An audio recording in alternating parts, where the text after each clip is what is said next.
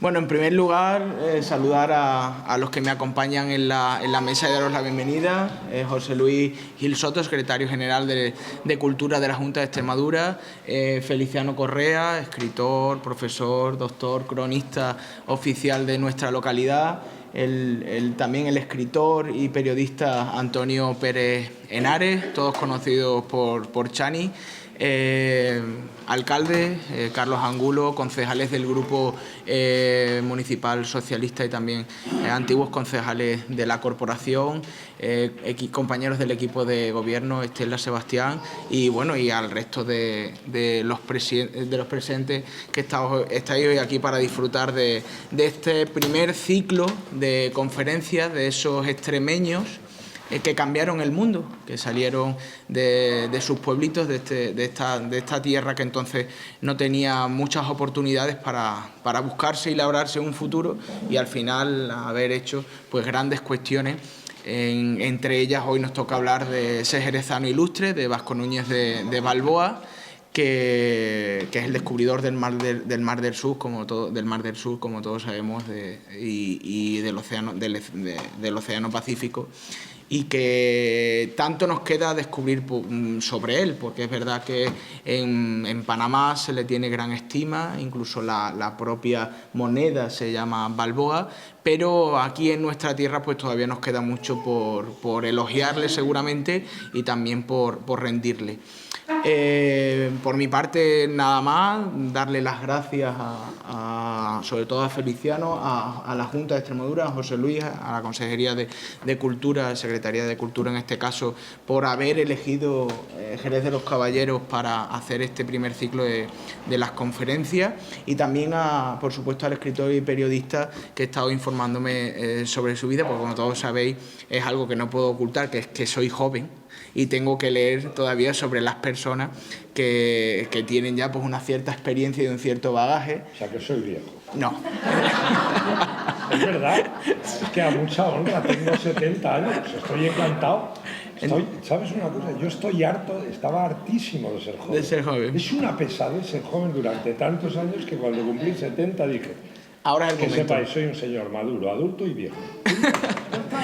No pasa nada. Y bueno, pues eso, que es un placer, porque además a través de la actividad política él también ayudó desde su juventud en los años de la democracia a cambiar y a hacer un poco más libre la sociedad española después de esa etapa oscura que tuvimos con el franquismo. Por mi parte nada más, y le doy la palabra al secretario general de Cultura, y por supuesto muchísimas gracias a todos por venir esta tarde de viernes, que hace una tarde estupenda, nada que ver con el Viernes de Dolores de la semana pasada, y que ojalá hubiéramos tenido pues aquí la Semana Santa esta, pero bueno, las circunstancias climatológicas son las que son. Muchas gracias a todos.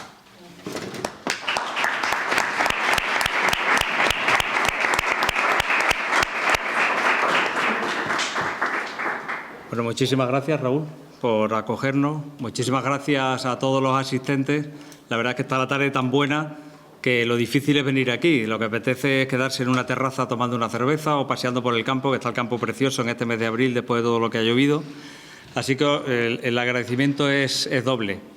Decía el alcalde que nos agradecía que hubiésemos elegido Jerez, y yo no sé si hemos elegido Jerez o Jerez nos ha elegido a nosotros. Es decir, cuando se habla de extremeños que cambiaron el mundo, en realidad Jerez nos elige. Es un sitio obligado, ¿no? Es verdad que se ha hablado ya mucho de Balboa, de Hernando de Soto, del resto de protagonistas de aquel episodio magnífico que fue el descubrimiento de América, pero seguimos escuchando los 12 de octubre, nada que celebrar, el nuevo ministro de Cultura diciendo hay que descolonizar los museos, algunos dirigentes americanos diciendo tienen que pedir perdón. Es decir, parece que no se ha hablado lo suficiente o no se ha entendido bien. Es decir, yo creo que después de tanto tiempo, después de tantos años, después de tanto esfuerzo de los historiadores, todavía no hemos sido capaces de contextualizar y de trasladarnos a cómo era el mundo entonces para entender lo que pasó. Entonces, nuestro intento ahora, desde la Consejería de Cultura, Turismo, Jóvenes y Deportes, lo que pretendemos con este ciclo de conferencias y con otros que vendrán después es dar argumentos a cualquiera que nos escuche para ser capaces de esgrimir, pues eso, es decir, un relato bien hilado, sin entrar en un discurso especialmente académico, sino algo que lo pueda entender todo el mundo.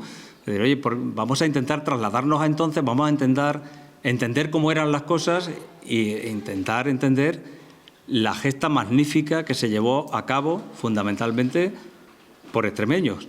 No solo, pero también y fundamentalmente por extremeños.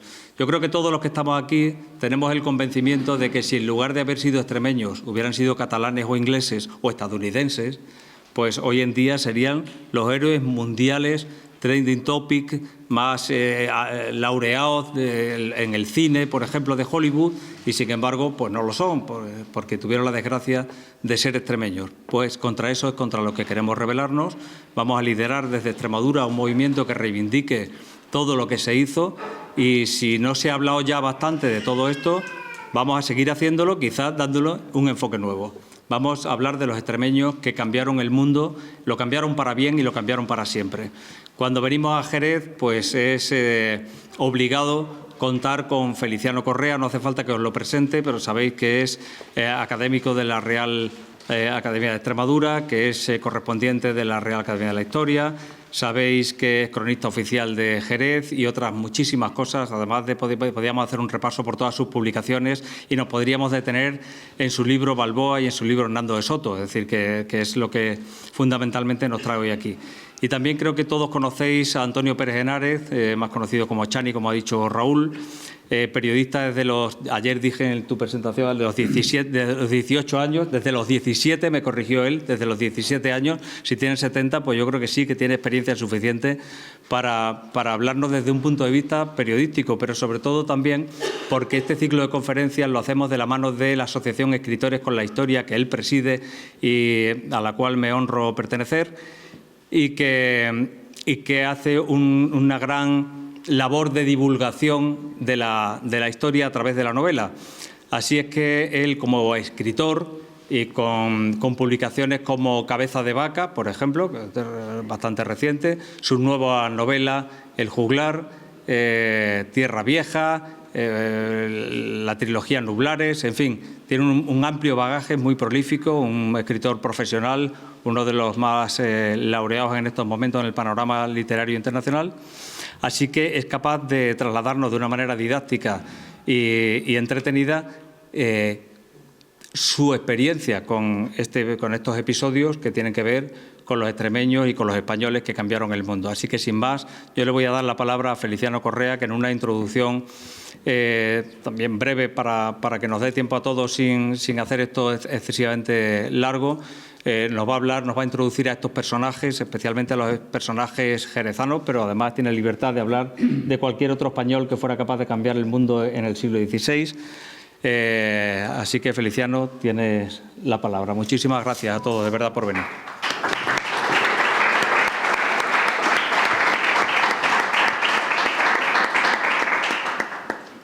Muy buenas tardes. Gracias, secretario general José Luis, escritor, paisano de estas tierras sureñas, de este bosque que es el más antiguo del Mediterráneo, que ahora está, como él ha mencionado, para retratarlo, para comérselo. Esta mañana he visto una manada de vacas echadas porque estaban hartas de comer. José Luis es un buen escritor de novela. Cuando escribió La traición del rey sobre Godoy, pues hizo una especie de aportación novedosa a la figura de Manuel de Godoy. Sin duda, el extremeño que más importancia ha tenido en la historia de los gobiernos de España.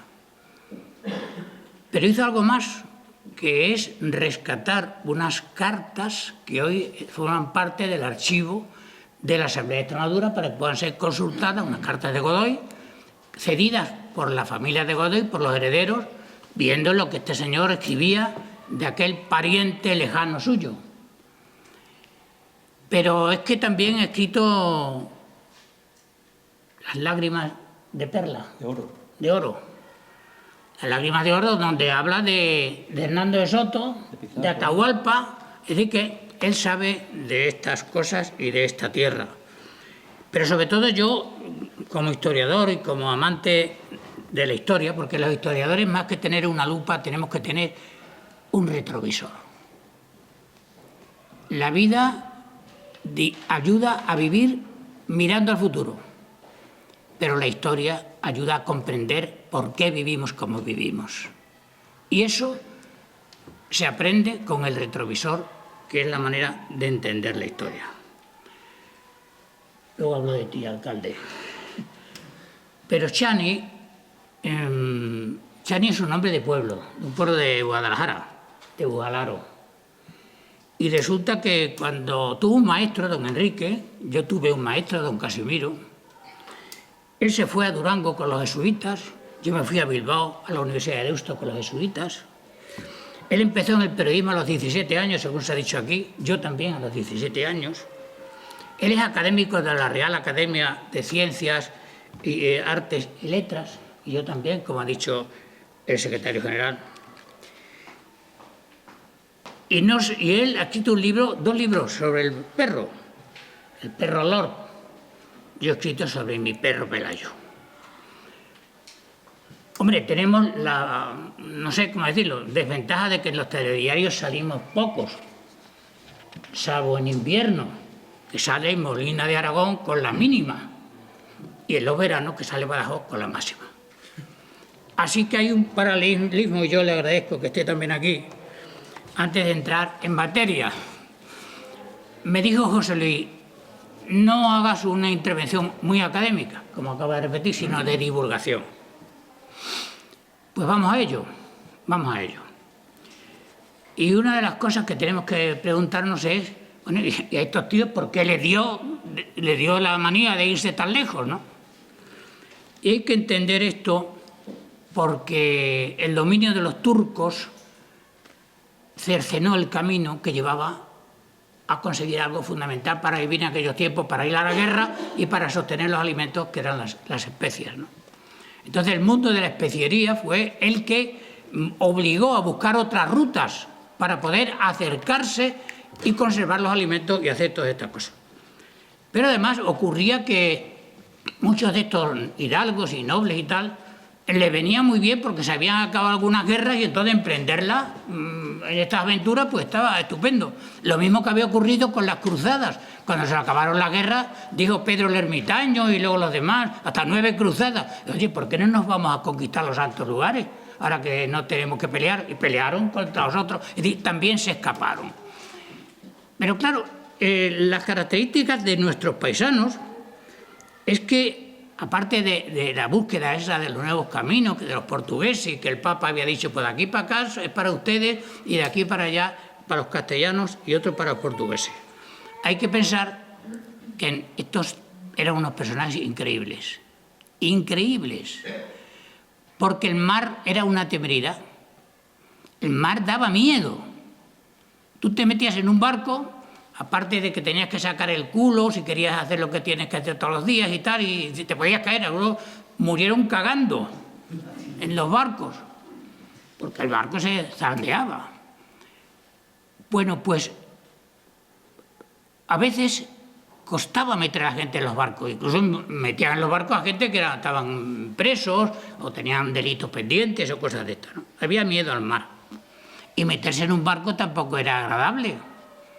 Porque, claro, imaginemos ahí una travesía que no se sabía cuando se llegaba.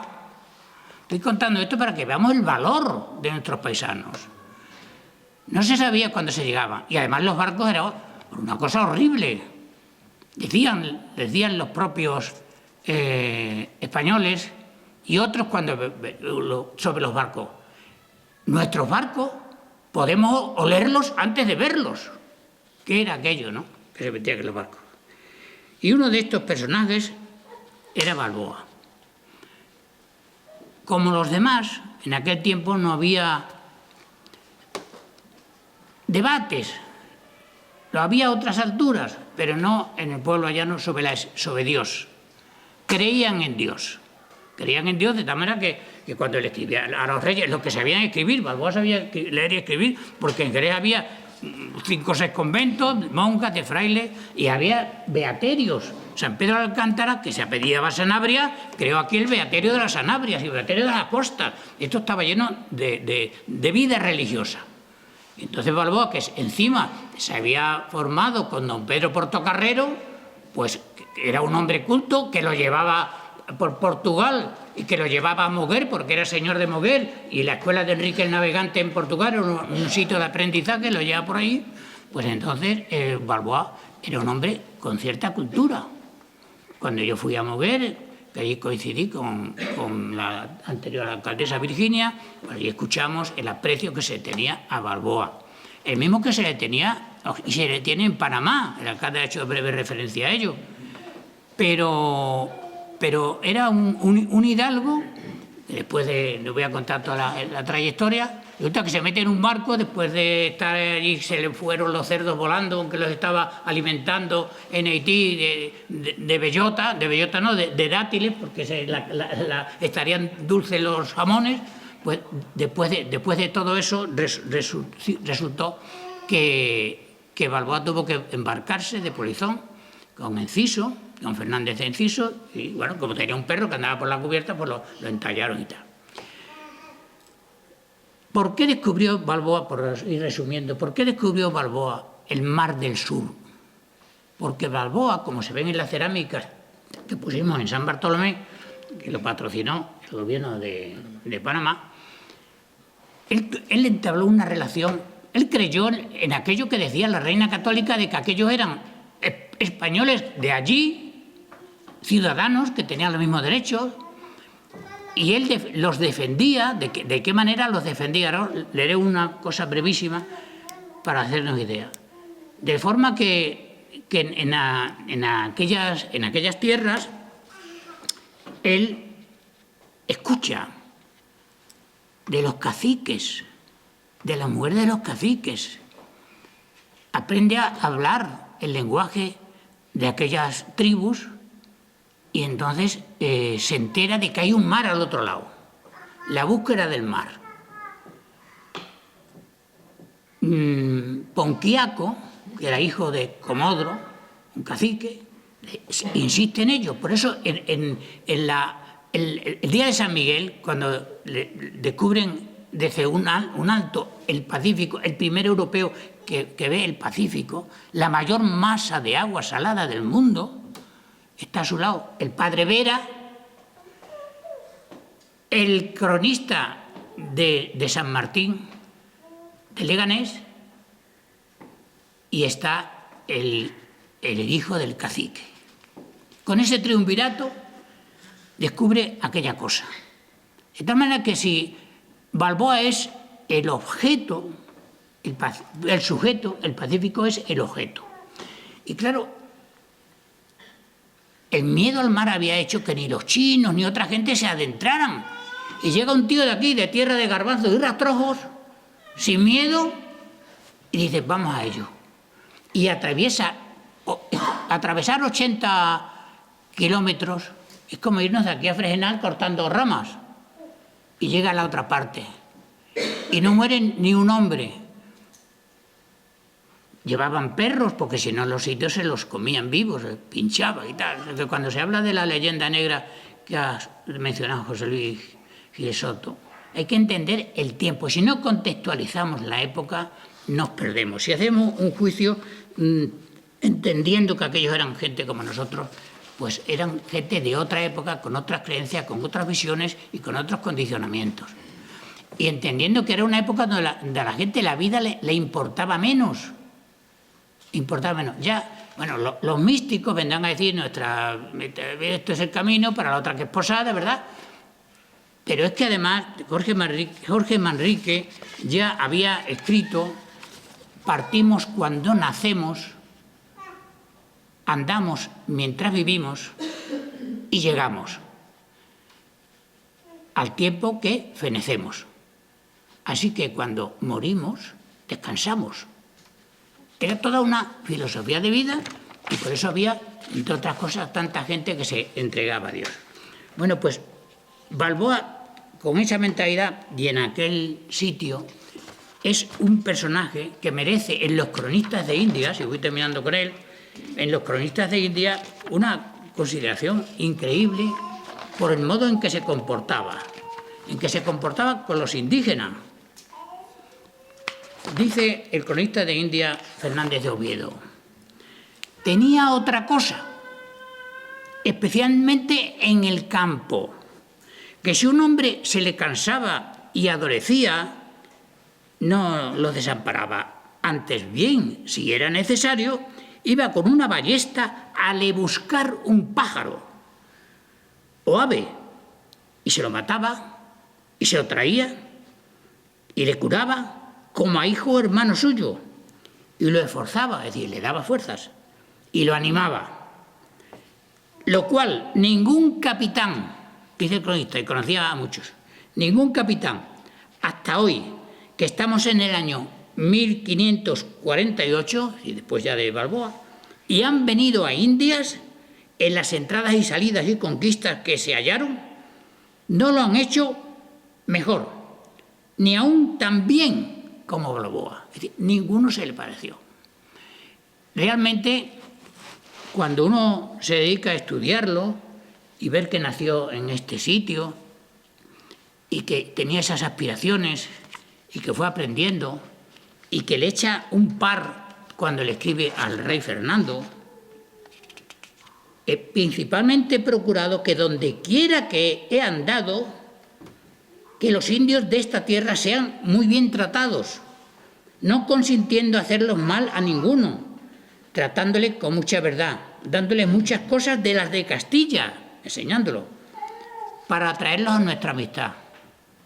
Claro, que lo diga esto un señor de principios del siglo XVI, entre aquellas dificultades, que se lo diga al rey, en una obra que publicamos, que fue la que el presidente Rajoy en enero de 2014 le llevó a Obama, ahí en eso se entregaban unos facsímiles, unos manuscritos de Balboa y aparecían este tipo de cosas.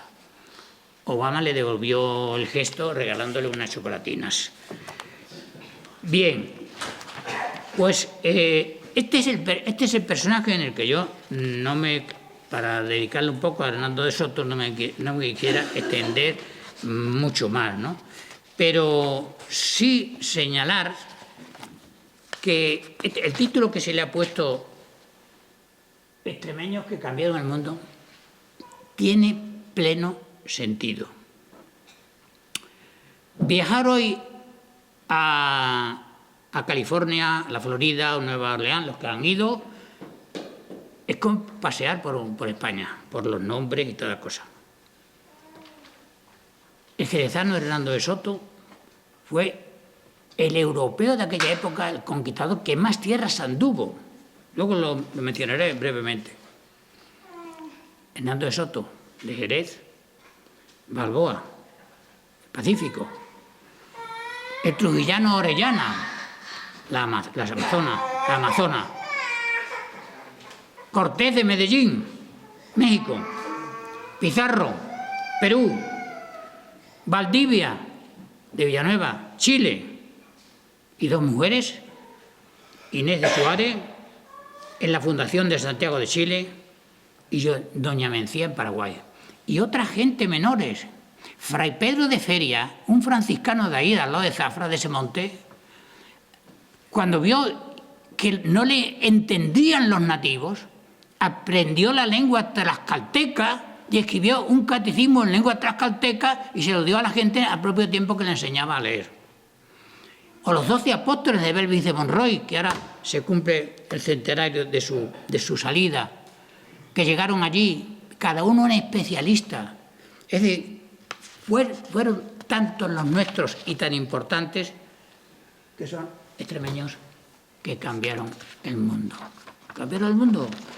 Aunque el marketing inglés, el maldito marketing de los ingleses, nos hiciera polvo y solo sacara aquellos grabados del holandés Teodoro de Brahe con los perros comiéndose a los indios y fabricando esta porquería, no solo para dañar a España, sino para confundir al mundo.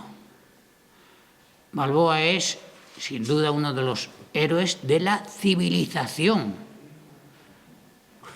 Cuenta Octavio Pérez Pereira, que es un escritor panameño, la grandeza de Balboa, con la grandeza incluso con que llegó al cadalso, cuando Pedrarias Dávila, que había ido en una armada de 20 naves y 2.000 personas, entre niños y mujeres y soldados y todo eso, que venía de Segovia, de un sitio de alfombras gordas, cuando llegó allí, claro, no entendía la labor que estaba haciendo Balboa. Cogió envidia, a pesar de que Balboa se había casado por poderes con su hija, como Hernando de Soto se casó con Isabel, también hija de Pedrarias. Entonces esa envidia de un señor que procede de la seda, del buen vivir, de Segovia, y Balboa fue desnudo, metido en un barril, y un perro que soltó para allí llamado Leoncico, hijo de Becerrillo, en fin, toda es otra historia que también está contada en el libro.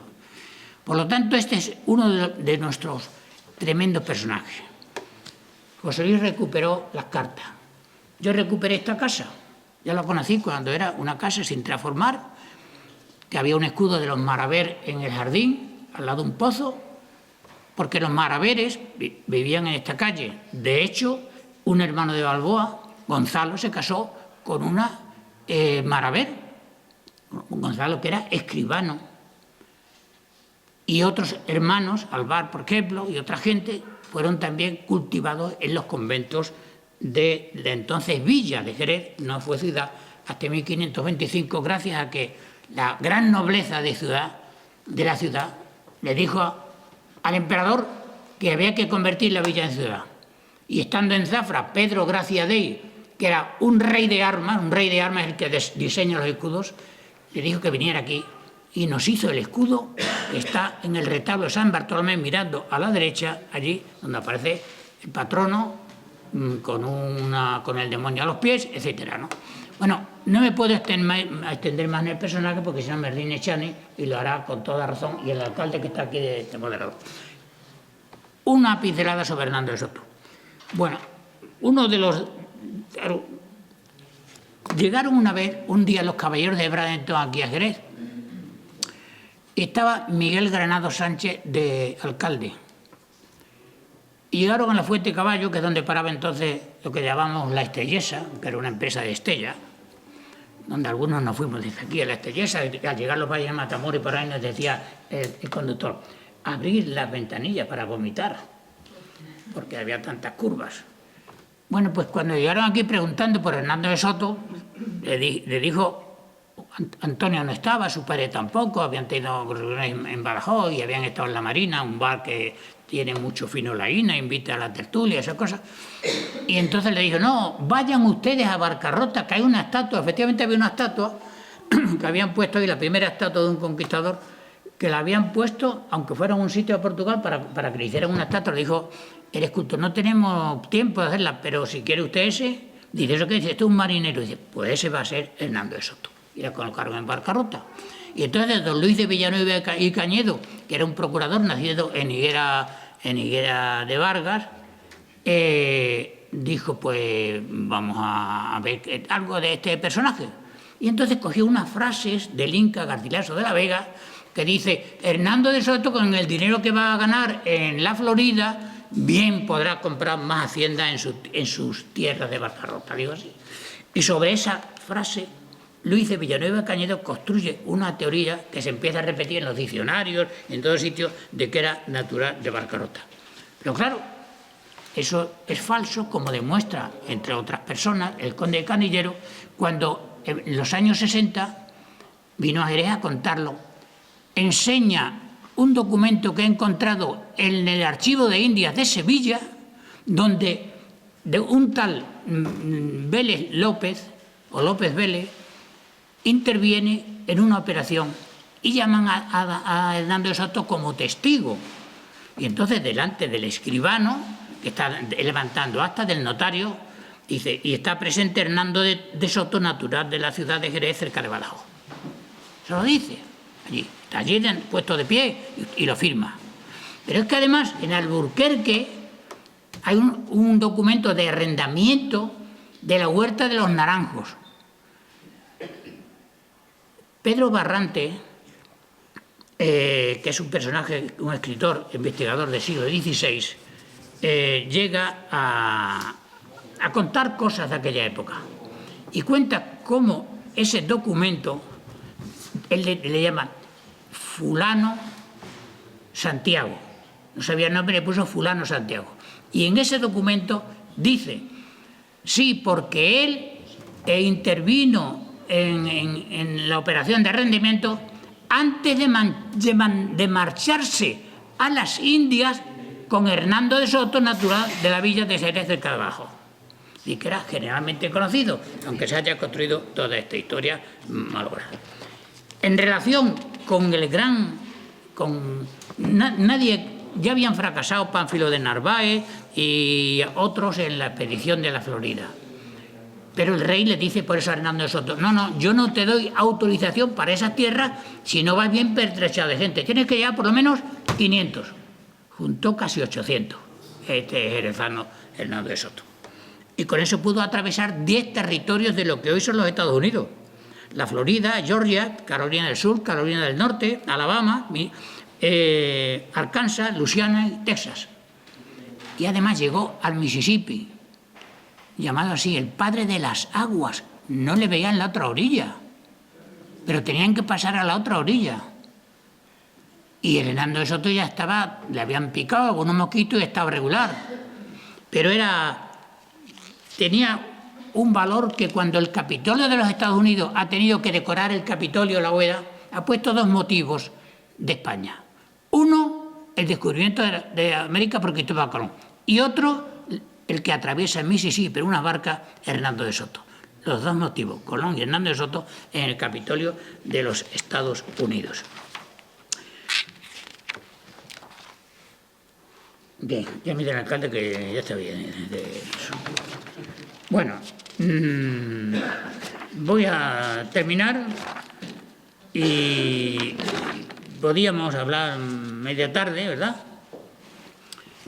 Y cierro con una frase del cronista, con un párrafo del cronista Garcilaso de la Vega, que escribió la crónica de las Indias 50 años después de que sucediera. Y por lo tanto puso esa frase. ¿Quién acompañó a Hernando de Soto? Fidalgo de Elvas, que hizo un manuscrito en el siglo XVI, pero su traducción no se hizo hasta el siglo XX. Hasta la editorial Austral lo publicó en 1929, al español. Entonces no se conocía y ese dijo, sí, testigo Hernando de Soto, natural de Jerez. Eso lo contó Fidalgo de Elvas, que sí estuvo en la conquista.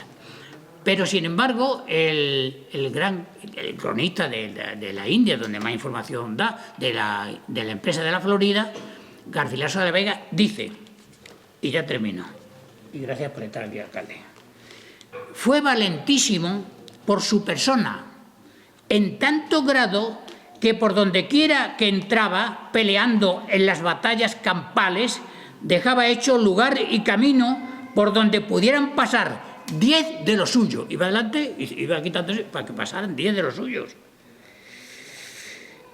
Y así lo confesaban todos ellos, que 10 lanzas de todo su ejército no valían tanto como la suya. Esto lo dice Garcilaso, de lo que le han contado toda la gente del valor que tenía Hernando de Soto.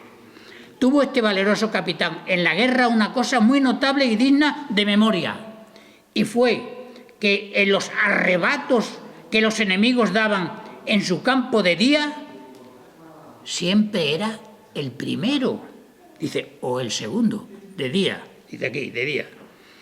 El primero o el segundo que salía al arma y nunca fue el tercero. Joder, qué ojo, ¿eh? Y en las que daba de noche, en las cometidas de noche, jamás fue el segundo, sino siempre el primero, que parecía que después de haberse apercibido para salir al arma, la mandaba a tocar él mismo, las armas, con tanta prontitud y vigilancia como ésta andaba de continuo en la guerra. En suma, termina, fue una de las mejores lanzas que al Nuevo Mundo han pasado, y pocas tan buenas, y ninguna mejor. Por eso en mi libro titulé Hernando de Soto, Más allá del valor. Muchas gracias.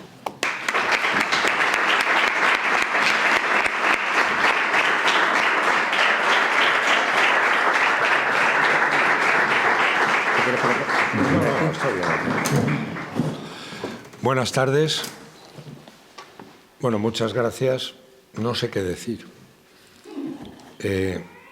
Yo no soy historiador, soy un periodista, un viajero.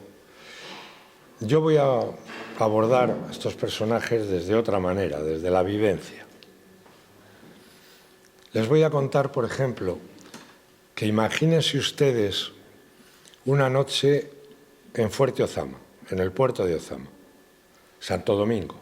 Si alguna vez van a Santo Domingo, aparte de irse a Punta Cana a ponerse tibio de mojitos, que me parece muy bien, si van a Santo Domingo verán que hay un sitio derruido, hecho polvo. Ese fue el primer gran fuerte. Habíamos hecho uno en la Isabela, pero salió mal.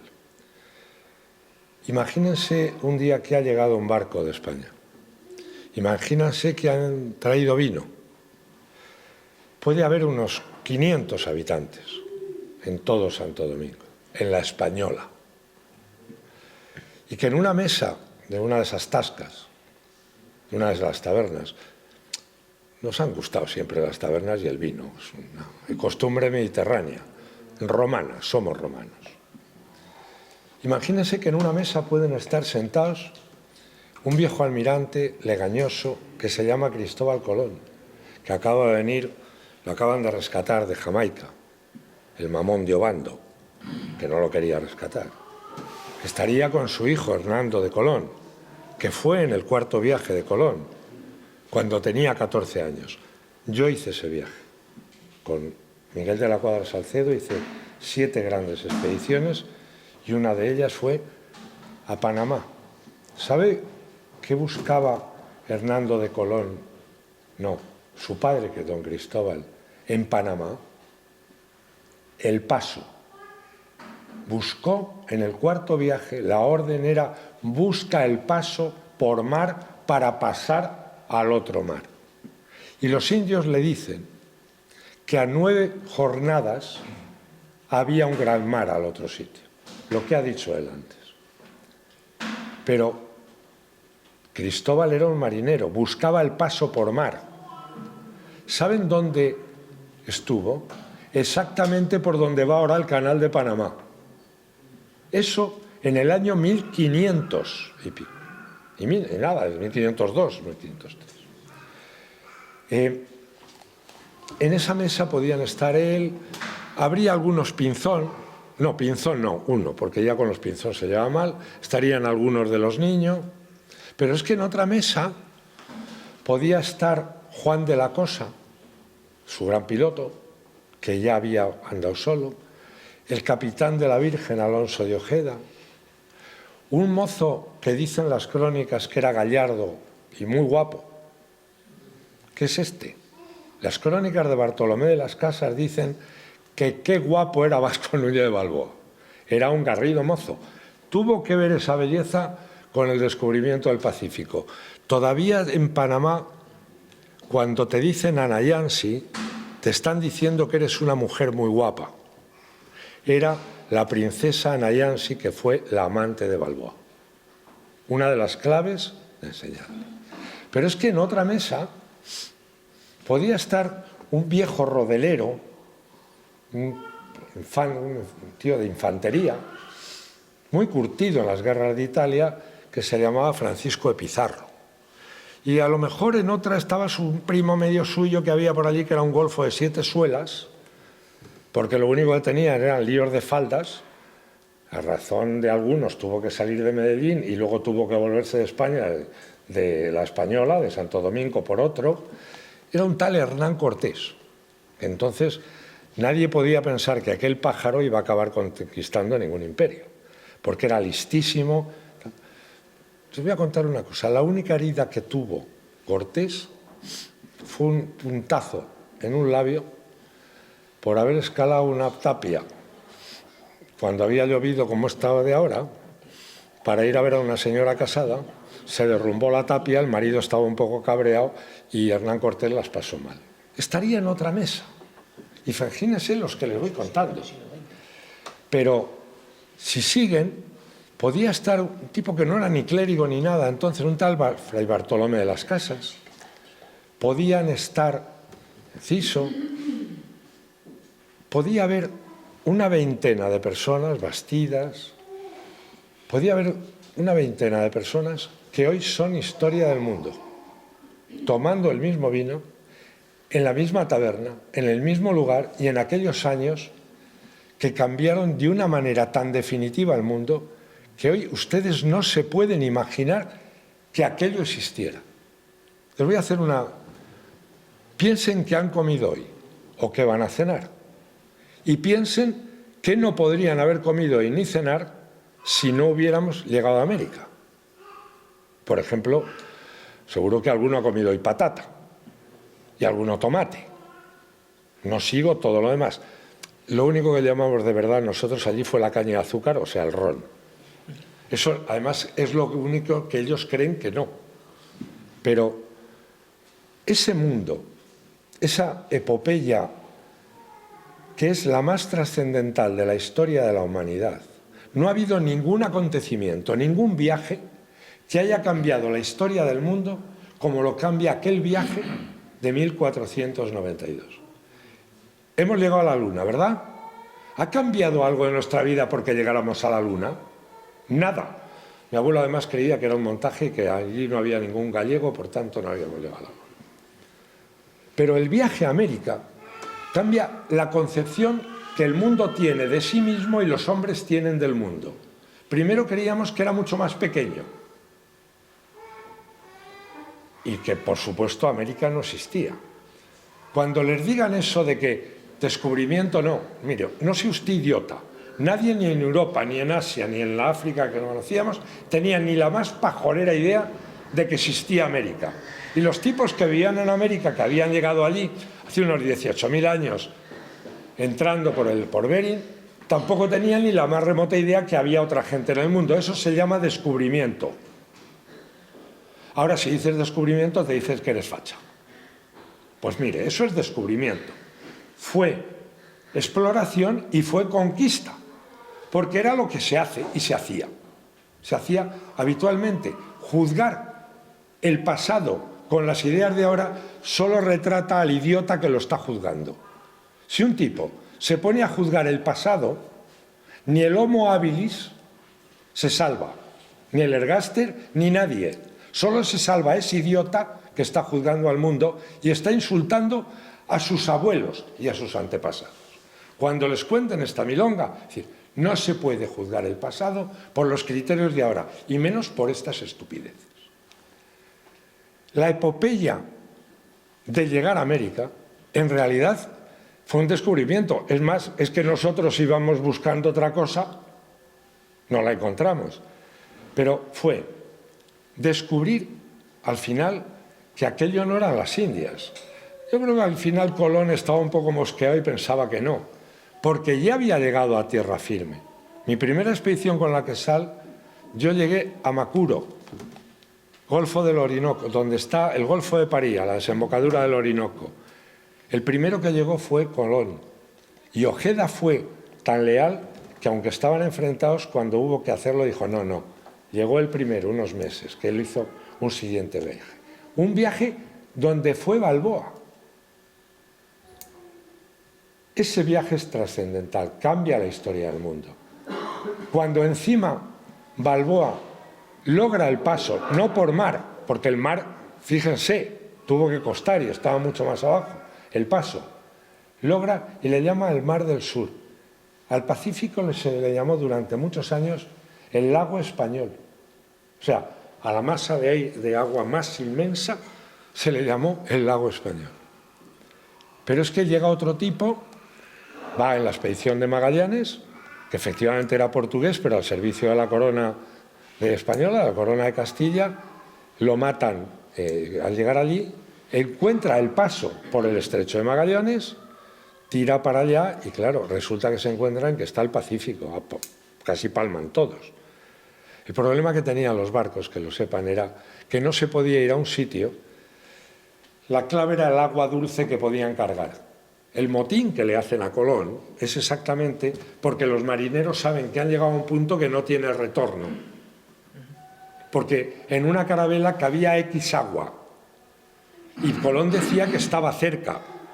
Colón se equivocaba. Las Indias estaban muchísimo más lejos. ¿Sabía Colón que había otra cosa? El famoso secreto de Colón. Pero lo cierto es que no se hubiera podido llegar porque el agua dulce te daba. Tenías que llegar a un punto que te diera para volver. Es cuando lo del Pacífico fue atroz. Pero llegamos. Murió Magallanes y apareció por aquí un tal Elcano. Y le dijeron, ¿dónde vienes? De darle la vuelta al mundo. En 20 años, esta nación descubrió un nuevo continente. Pasó al otro mar. Cruzó al otro mar y circunnavegó el mundo. En plata. ¿Ahora oyen la palabra globalización? Sí, nosotros. 2. Luego, perdonen, pero esto, nos acusan de racistas y genocidas, ¿verdad? Todo el día. 2 datos.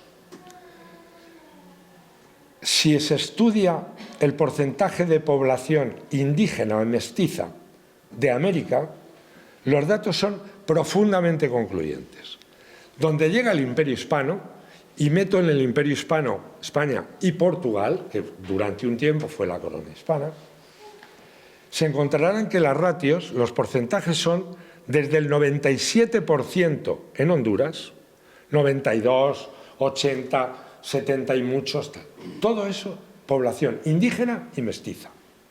Solo hay un país que se sale, se llama Argentina, pero no fuimos nosotros los que exterminamos a los indios en Argentina. En el año 1800, casi para el 900, un señor que tiene una avenida enorme que se llama Sarmiento, el presidente Sarmiento, hizo este siguiente decreto que lo pueden leer en todos los sitios.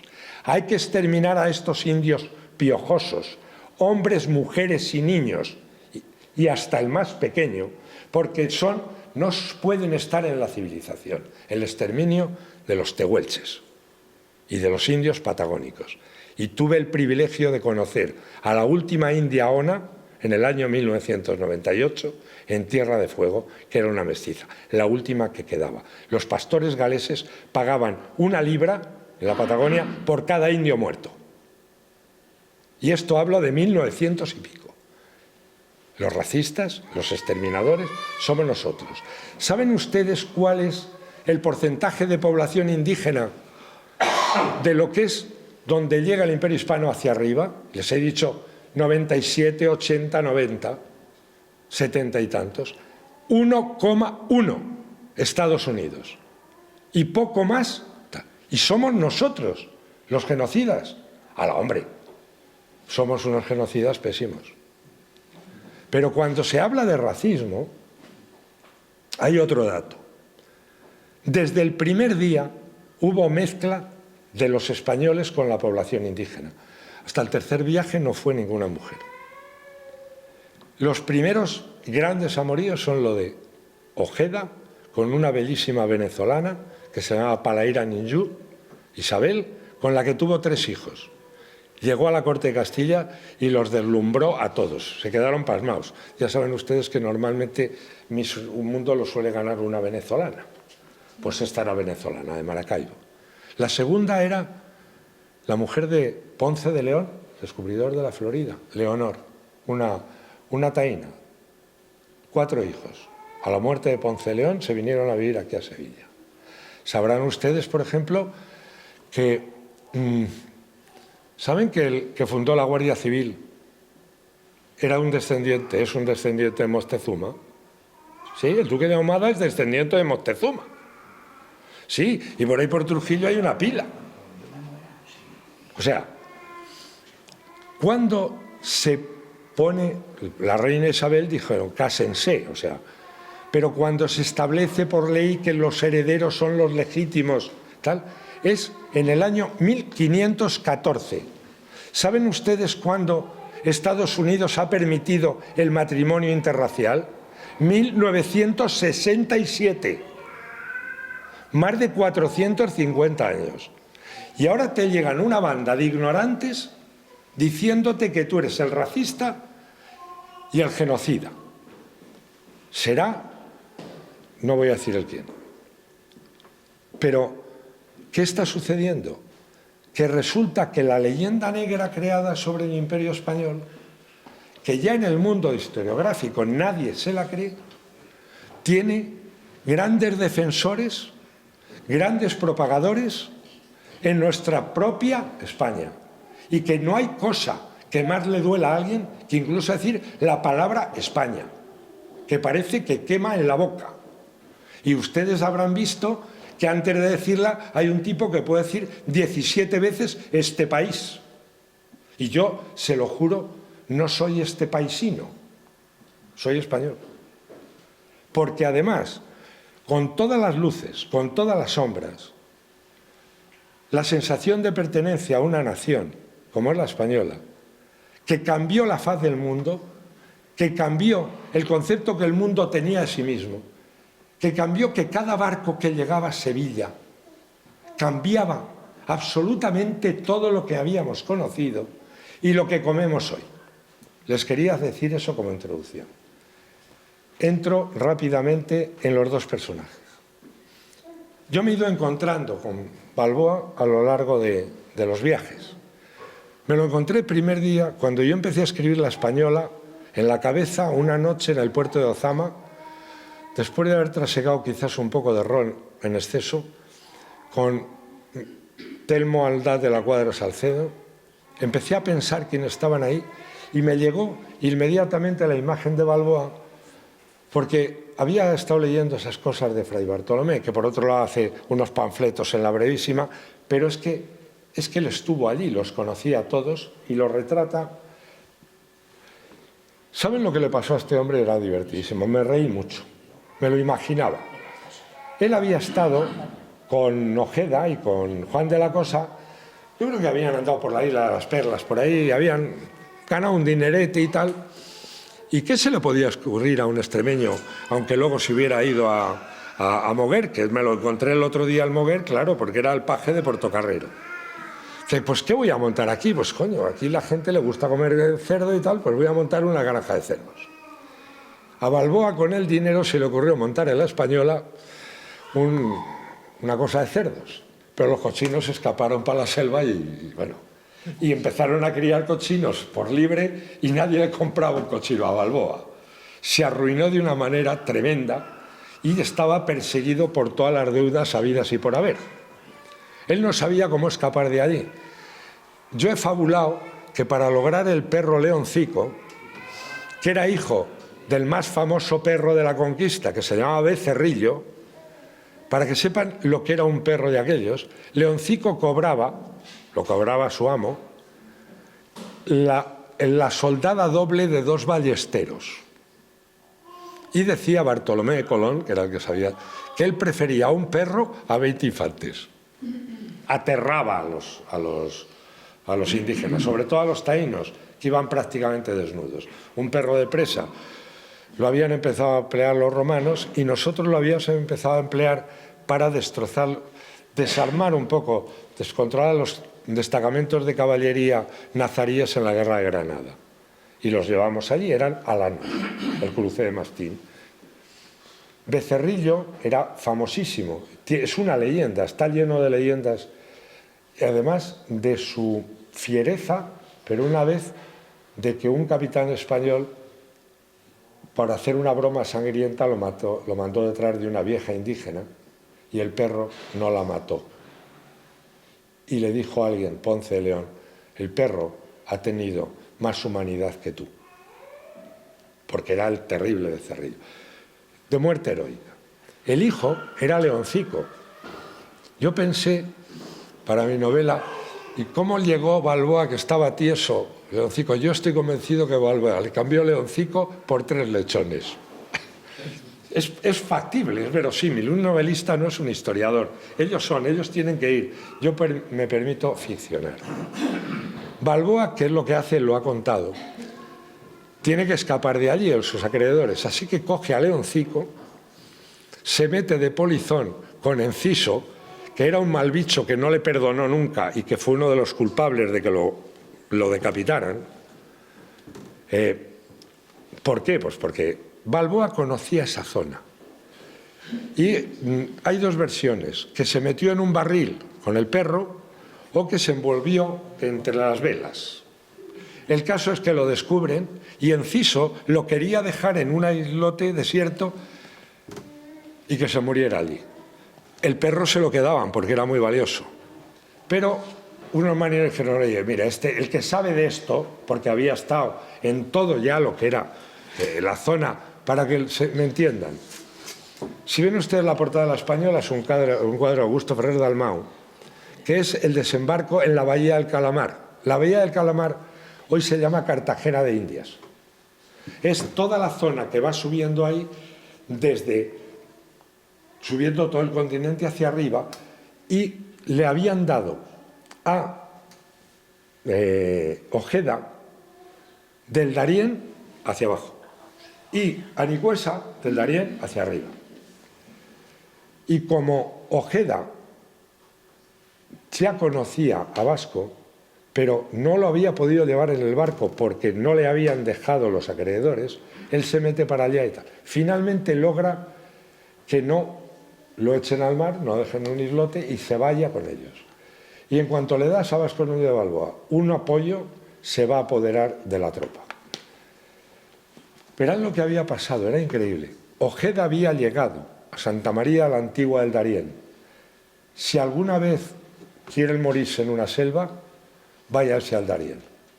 Dicen que a pie solo la cruzó Miguel de la Cuadra. La transamericana, que va desde Alaska hasta la bahía La Patalla, ¿no?, que pone 13.000, no sé, tiene una foto allí. Por donde no puede pasar es por el Darién. Es lo más terrible y solo le he tocado de aquellos pantanales. Ahí montaron la primera ciudad que no llegó a cuajar. Ojeda, desesperado, se va a buscar ayuda y entra en un barco que llega por allí que resulta que eran piratas. ¿Saben a quién dejó al frente de Santa María la Antigua del Darién? A un teniente que tenía, que se llamaba Francisco de Pizarro. Les he dicho que estaba en La Española. Decimos Pizarro y Perú. No, Pizarro tiene mucho más. Pizarro estuvo allí y lo deja de segundo Ojeda. Y le dice, si no vuelvo en 50 días, sal zumbando de aquí, porque aquellos flecheros indios utilizaban veneno. Y Pizarro está volviendo cuando se encuentra que viene el barco que Enciso se había retrasado 7 meses. Y es cuando viene Balboa. Balboa inmediatamente vuelve allí, no solo no se queda en Santa María la Antigua del Darién, sino que cruza el Darién y entra en lo que es ahora, para que nos entendamos, Panamá. Y allí establece la primera ciudad, allí va subiendo en poder, allí en un momento determinado ya le nombran el jefe, el alcaide, y de ahí él se va a convertir en el fondo el gobernador de facto. Él es un hombre que tiene una enorme capacidad de trato con los indígenas. Aunque hay algunos momentos de exceso, él se llevaba generalmente bien con las poblaciones indígenas, que son las que le ayudan a llegar ahí. Este cuadro, que no ha visto creo que nadie, muy poca gente, es el último cuadro que ha pintado sobre América mi gran amigo y creo que extraordinario pintor Augusto Ferrer Dalmau. Es la entrada de Balboa al Pacífico. No es cuando ve por primera vez el Pacífico, que lo ven primero, luego se los enseñaré, desde arriba, desde una montaña, donde está él, Pizarro, que es su teniente. Vamos a ver, de ese encuentro en Santa María la Antigua del Darién, viene que Balboa es el capitán y Pizarro su teniente. Y aquí, en este cuadro, están Balboa, Pizarro y el cura. El comisario de la expedición, el padre Vera. En la primera documentación, desde lo que ven de arriba, el cura no había subido. Estaban Balboa. Aquí falta alguien. Y les voy a hacer una confesión. Yo tendré en un boceto primero que hizo quién falta. Aquí falta Leoncico. Iba su perro. Dicen que cuando le envenenaron a Leoncico, Balboa entendió que era un mal presagio. Y mira que lo era. Al volver, no de aquí, ahí llegó Pedrarias, la han contado fenomenalmente bien, llega el gobernador, las envidias, aunque hay un matrimonio, que tal, por poderes. Finalmente, Balboa, el descubridor del Pacífico, es apresado y en nada decapitado en Acla. ¿Saben quién lo detuvo? Pizarro. ¿Por qué era el teniente? Porque cumplía órdenes. Pedrarias le dice, deténlo. Y hay una escena que es trágica pero tremenda. Balboa, cuando su teniente lo detiene, le dice, vos, Pizarro, no solíais recibirme así. ¿Qué contestó Pizarro? Lo que contesta un militar. Mi capitán, cumplo órdenes. Posiblemente fuera el más entristecido, aunque luego se alió con Almagro y se tiraron para el Perú, que era donde quería ir Balboa. Y por eso vino la bronca. Balboa es quizás por esta muerte trágica, es el conquistador que goza de mayor prestigio en toda América. Las estatuas de Balboa por todo Panamá son continuas. La medalla se llama Balboa. Es un personaje terriblemente y hermosamente respetado y, como les he dicho, dejar a Nayansi a mí me pareció mal para casarse por poderes con la de... Y todavía las mujeres hermosas de Panamá le llaman Anayansis. Y eso siempre es algo que verán, para un novelista, para un viajero, muchas veces te quedas con el espíritu de los personajes. Y a mí, el espíritu que me gustaría ver de Balboa es andar por Santa María de la Antigua del Darién o por ahí, como decían que era, un garrido mozo, un hombre, decían a veces que era piadoso. Esto es, que no trataba con dureza a los indígenas. Solo hay un incidente muy duro de su perro con unos indígenas. Pero en general él tuvo un aprecio enorme de la mayoría de las etnias panameñas y hoy todavía se le respeta en muchos sitios de Panamá que he tenido el privilegio de poder estar. Este es mi Balboa. Yo me he quedado con él, es el que verán en La Española. Con mi Hernando de Soto, que me he quedado, es el siguiente. En una expedición, creo que fue en el 2001, hicimos primero Ecuador y luego Perú. Saben ustedes que cuando se dice Amazonía, pues todo el mundo piensa en Brasil, no. La Amazonía se descubrió partiendo desde Quito, Gonzalo de Pizarro, el pequeño. Él salió de ahí y se le añadió a él desde Guapulo, que es donde está la actual embajada española, que es la embajada española más bonita del mundo. Orellana sale de Guapulo para unirse a las tropas de Gonzalo de Pizarro. Entran bueno, es que ahora le llaman Coca y ponen en todos los sitios. En realidad es Orellana. El nombre es Francisco Orellana, del pueblo y del río, pero todo el mundo le llama Coca. No lo sé por qué. O sí. Si bajas por el río Coca, llegas al río Napo y de ahí ya vas entrando en lo que es el delta, es delta amazónico, para entrar en los ríos que van bajando hacia lo que ellos llamaron el Marañón. Por ahí bajaron. Por esos ríos, estoy diciendo por donde bajé la última vez, se entra en territorio guaurani, que es el último territorio medio conectado, los guauranis están ahí, y luego ya se entra en la selva del Yasuní, que es territorio no conectado. ¿Recuerdan aquel obispo y aquella monja que los cosieron a flechazos? Están ahí. toda esa zona amazónica, es por donde bajamos, buscando la canela. No encontramos la canela, pero Orellana tiró río abajo y acabó en el océano y descubrió, no, navegó el Amazonas está esa delta.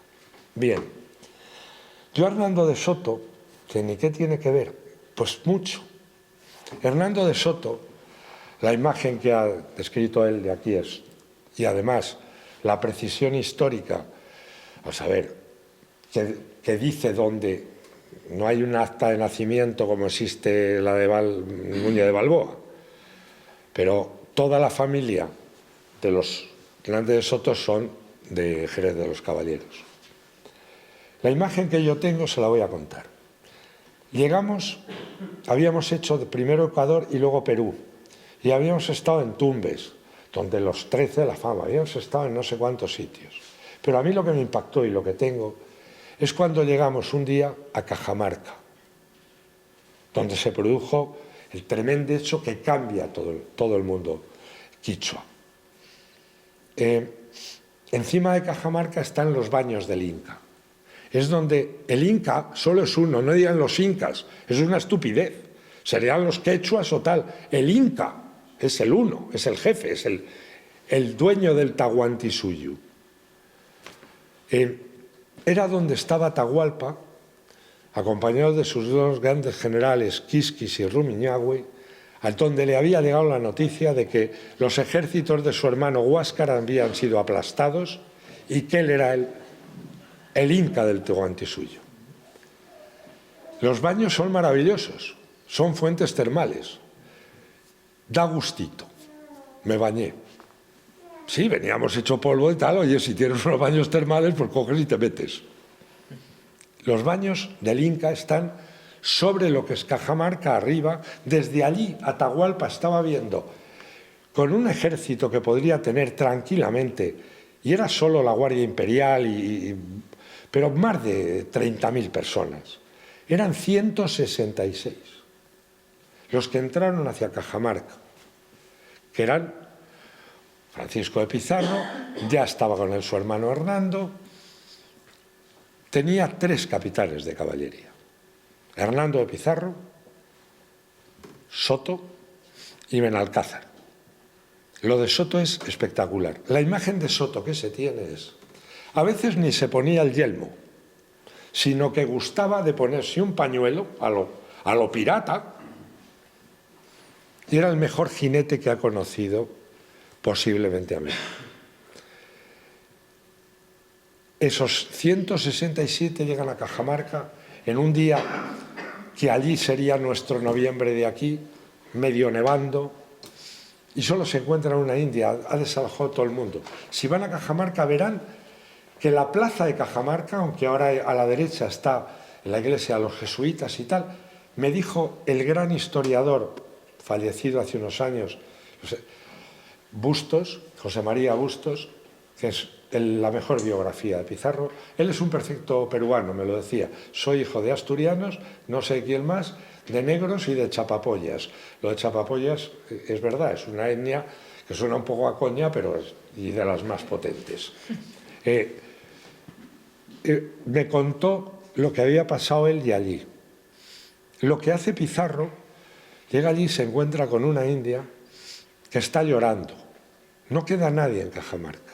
Y le pregunta que por qué, un intérprete, un lengua que decíamos, que por qué llora. Dice, por ustedes que van a morir todos.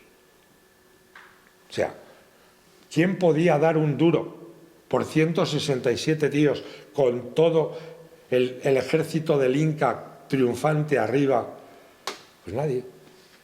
Pizarro de todas las maneras montó, solo le quedaba de las 2 culebrinas que llevaba una, los jinetes que quedaban los divide en 3, debajo todavía están los galpones, eran donde ponían las cosas de los vellones, de lana y tal. Pero manda a Hernando de Soto, dice, vete al campamento Inca y le invitas. O sea, es que había que echarle, ¿eh? Hernando de Soto coge con su caballito y unos compañeros, tiran para el Inca, lo reciben y se produce una escena que es absolutamente increíble. Los los quichuas ya sabían que los caballos no eran seres mitológicos, que morían. Les llamaban llamas con herraduras de plata.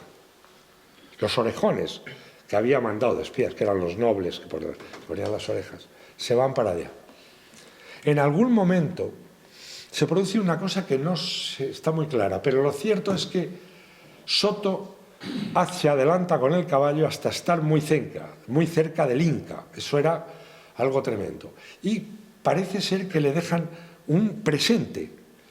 Era un magnífico caballista que seguramente, y un caballo muy entrenado, se baja a recogerlo del suelo, con lo cual el caballo prácticamente llega, al hacerlo, donde el Inca. Y la Guardia Imperial de Atahualpa hace así. El Inca se queda inmóvil, pero la Guardia Imperial, su Guardia Imperial, hizo así. Esa noche, por ese gesto, Atahualpa los hizo matar a todos, por haber hecho así. Hernando Soto baja y quedan concitados que va a bajar al día siguiente. Y al día siguiente baja, pues posiblemente irían unos 8 o 10.000, pum, pum, con grandes tambores, tal, en el palanquín. Y Pizarro se la juega. Sabe que no tiene una posibilidad. Esa noche tuvo que ser escalofriante. Se confesaron todos, porque iban a morir. Pero entran y lo que hace es que los 3 destacamentos mínimos de caballería, ahora no recuerdo la cifra exacta, la pueden ver, por 3 partes, se lanzan contra el palanquín del Inca, pero antes ha ido él a hablar. Y fíjense lo que pasa. Teníamos un protocolo, que es que había que decirles que se convirtieran a la religión católica y ya está. Y entonces el cura llega y le lee la cosa. Atahualpa no sabe ni lo que le están diciendo. Y le da el misal. Y Atahualpa intenta abrir el misal, pero no así, sino así. Y claro, no puede. Y lo tira al suelo. Eso se entiende como una declaración. ¡Bum! Entran. Esto no le va a gustar mucho a Hernando, pero la salida en tromba de los 3 equipos de jinetes que cargan sobre el palanquín y toda la infantería, en realidad de los capitanes solo salen 2. Hernando de Soto, que sale como una flecha, Benalcázar, que era un analfabeto pero era terrible en combate, Hernando de Soto no, y Hernando de Pizarro no, y por eso el mamonazo de Hernando de Soto, que tenía un sentido del humor, creo que de esta zona, le decía siempre a Hernando de Soto, vos Hernando Pizarro, Hernando de Soto le decía, vos, Hernando, que os perdisteis la batalla, ¿sabe lo que le pasó? Que al salir con el caballo se pegó en la frente con el galpón y se quedó prácticamente conmocionado. Y Hernando de Soto se reía continuamente de él. Hernando de Soto, en el repartimiento, cuando cogen... Bueno, ¿saben cuál fue el único herido en la batalla de Cajamarca? Francisco de Pizarro. Y no por ningún indio. Ahora se lo cuento. Me contó, digo, pero ¿cómo se pudo provocar eso? Se produce una cosa de pánico. José María Bustos no podía entender cómo, ni nadie puede entender por qué pasó. Una oleada de pánico tan total que, según cuentan las crónicas, la avalancha de terror cuando cae el Inca, cuando cae el sol, cuando cae la divinidad, es tal que se agolpan contra la puerta de tal y se asfixian unos a otros. Hernando de Soto sale detrás de ellos con 16 jinetes y corre a un ejército hasta los baños del Inca. Parece inaudito, pero sucedió. Era un inaudito, pero sucedió porque Atahualpa se echó prisionero y Pizarro, Francisco, no montaba a caballo, era un infante. Había estado, su gran formación militar era la infantería. Los tercios incipientes de Italia, que era donde está. Y la única cuchillada que se lleva es protegiendo al Inca con su escudo, porque Francisco necesita al Inca vivo. Y quien le pega una puñalada es un soldado español. Hernando Soto se hizo inmensamente rico. En el reparto del famoso, todavía si van a Cajamarca, está donde Atahualpa estuvo preso y donde se puso el límite de ahí. Él era uno de los grandes capitanes, volvió a España, estaba inmensamente rico y es cuando hace su gran exploración de la Florida y llega al Mississippi. En realidad, el primero que había visto el Mississippi, pero no el río, sino su desembocadura, había sido Cabeza de Vaca en la gran expedición del idiota de Pánfilo de Narváez. Que ustedes saben que cuando te dicen que eres un pánfilo, ¿saben lo que le están diciendo? Yo creo que es por Pánfilo de Narváez. Pues claro, se fue con no sé cuántos, un ejército tremendo que le puso su tío, el Velázquez, para apresar a Cortés allí. Cortés, en un golpe de mano y en unos 15 minutos aproximadamente, él se había quedado tuerto, Pánfilo de Narváez estaba tuerto, sus tropas se habían pasado a Cortés y aquí paz y después gloria. Y él quería emular de tal manera que se va a la Florida y el pobre que va de segundo con él es Álvar Núñez Cabeza de Vaca. Que menudo negocio. ¿A quién se le ocurre irse con Pánfilo de Narváez? Ese, cuando naufragan, o sea, no naufragan, cuando vuelven, intentan volver a la costa, hacen unas barquichuelas y llega a lo que es la desembocadura del Mississippi, que es la isla de Galveston ahora. Pero el Mississippi, el descubrimiento del Mississippi es legítimamente de Hernando de Soto porque porque Cabeza de Vaca no tenía ni idea, él estaba en un estuario. Ellos pasan por ahí, se dan cuenta que hay una corriente de agua enorme, pero él no tiene idea que eso es el Mississippi. El gran descubridor del Mississippi es Hernando de Soto y posiblemente su caballo fuera el padre de los caballos. Cierto que la expedición de Vázquez Coronado, subiendo por todo lo que es los llanos, el cañón, etcétera, es donde se escaparon ratas. Pero se sabe que el caballo de Hernando de Soto no estaba castrado y se fue con yeguas.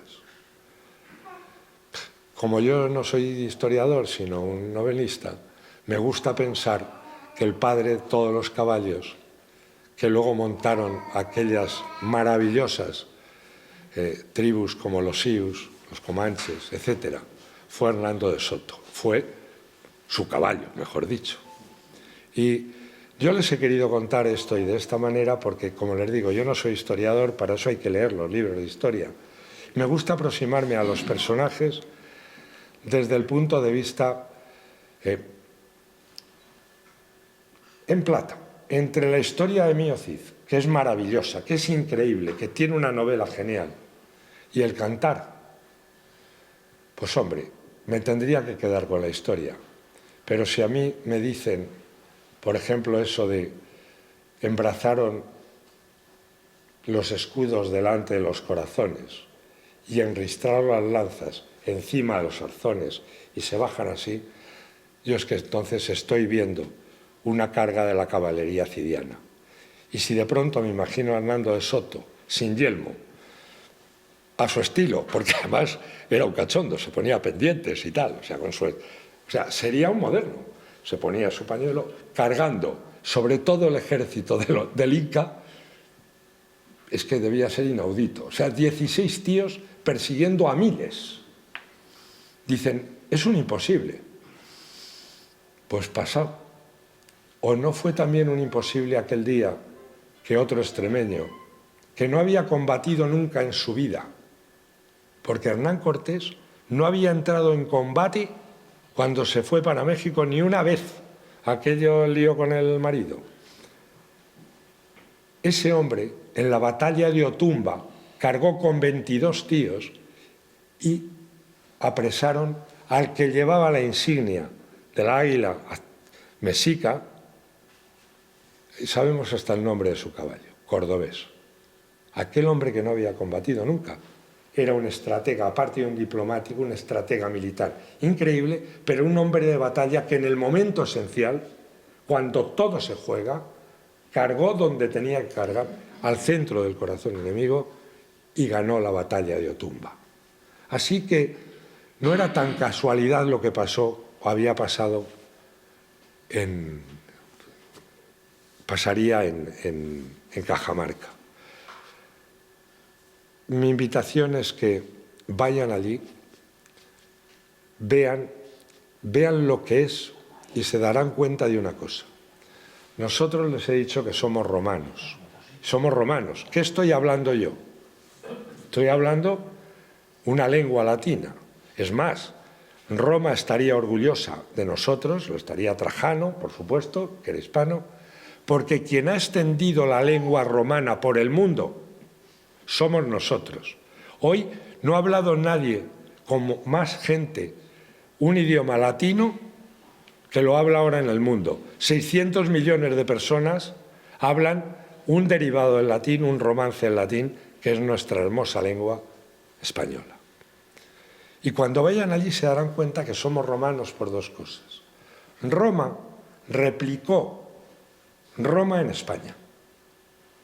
Y nosotros nunca entendimos el imperio como colonias, sino como España en América. Nosotros replicamos España porque somos romanos y replicamos nuestro derecho, nuestra lengua.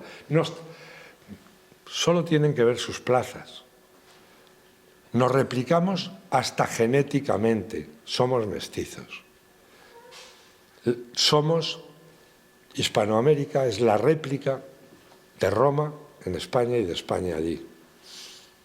Y les voy a acabar con una frase que me enseñó mi gran maestro Miguel de la Cuadra.